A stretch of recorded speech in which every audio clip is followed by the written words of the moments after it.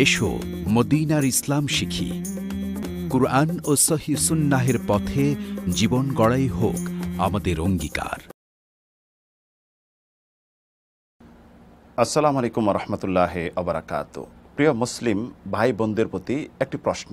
গত রমজান যে অতিবাহিত হয়ে গেছে, ওই রমজানের যে আমলগুলি রয়েছে, সিয়াম সাধনা, কিয়ামুল লাইল, তারাবি, তাহাজ্জুদ এবং নফল ফরজ অনেক ইবাদত আমরা করেছি, কোরআন তেলাওয়াত করেছি।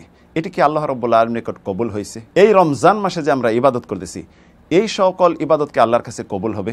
অনেক বন্ধুরা রয়েছেন যাদের আমল আল্লাহ রাব্বুল আলামিন কবুল করবেন না, আল্লাহ রাব্বুল আলামিনের নিকট পৌঁছবে না। এর কারণ কি? কারণটি খুবই সহজ আমাদের কাছে, কিন্তু আল্লাহ রাব্বুল আলামিনের নিকট অনেক বড়, অত্যন্ত পাপের কাজ।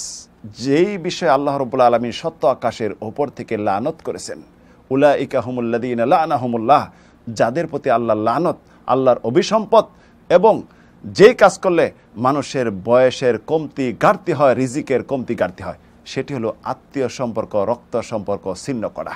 দুনিয়াবি তুচ্ছ কারণে তাদের সাথে সম্পর্ক ছিন্ন করে রাখা, কথাবার্তা না বলা। আত্মীয় সম্পর্ক আরশের সাথে সম্পৃক্ত, আরশে জ্বলন্ত রয়েছে।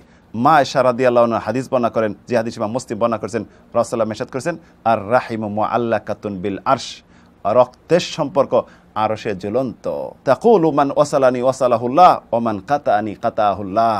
রহিম রক্ত সম্পর্ক বলে, যে আমার সাথে সম্পর্ক রাখবে আল্লাহ রাব্বুল আলামিন তার সাথে সম্পর্ক রাখবেন, যে আমার সাথে সম্পর্ক ছিন্ন করবে আল্লাহ রাব্বুল আলামিন তার সাথে সম্পর্ক ছিন্ন করবেন। তিন প্রকার মানুষ জান্নাতে প্রবেশ করতে পারবে না। যত আমল ইবাদত বন্দেগী করুক না কেন, যদি রক্ত সম্পর্ক ছিন্ন করে রাখে, আত্মীয় সম্পর্ক বজায় না রাখে। রাসূলুল্লাহ ইরশাদ করেছেন, সালাসাতুন লা ইয়াদখুলুনাল জান্নাহ, তিন প্রকার মানুষ জান্নাতে প্রবেশ করতে পারবে না।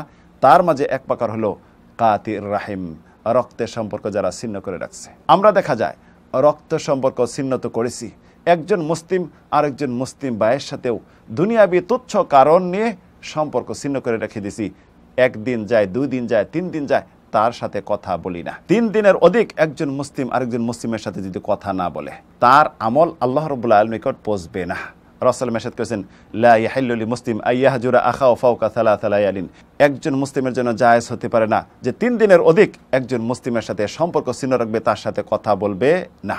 রাসূল মেশাদ করেছেন, তুরাদুল আমাল ইয়াউমা ইসনাইন ওয়া ইয়াউমাল খামিস, আল্লাহ রাব্বুল আলামিনের নিকট সাপ্তাহিক আমল প্রত্যেক সোমবার এবং বৃহস্পতিবার পৌঁছে, কিন্তু রক্তের সম্পর্কে ছিন্নকারী, বন্ধুত্ব ছিন্নকারী, আত্মীয় সম্পর্কে ছিন্নকারী দুনিয়ার কারণে যদি করে থাকে, তার আমল আল্লাহর কাছে পৌঁছে না।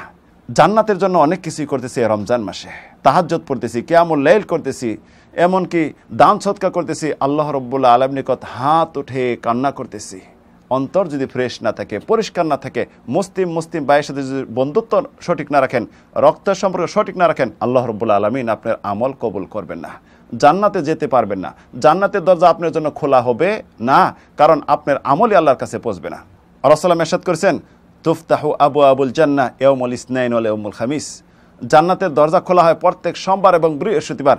ফায়ুগফারু লিকুল্লি আবদিন লা ইউশরিকু বিল্লাহি আযজা ওয়া জাল ইল্লা কানা রাজুলান কানাত বাইনাহু ওয়া বাইনা আখি শাহনা, আল্লাহ রাব্বুল আলামিন প্রত্যেক মুসলিমকে ক্ষমা করে দেন যদি শিরক না করে, এবং যদি একজন মুসলিম আরেকজন মুসলিমের সাথে বন্ধুত্ব না রাখে, সম্পর্ক ছিন্ন করে রাখে, তাহলে আল্লাহ রাব্বুল আলামিন তার আমল কবুলও করেন না, জান্নাতের দরজা তার জন্য খোলা হবে না।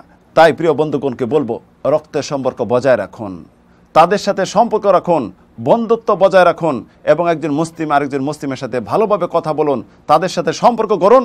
তাহলে যদি আল্লাহ রাব্বুল আলামিন আমাদের পূর্বের আমল এবং বর্তমান যে আমলগুলি করতেছি কবুল করেন, এবং এই দ্বারা আমরা জান্নাতে যেতে পারি।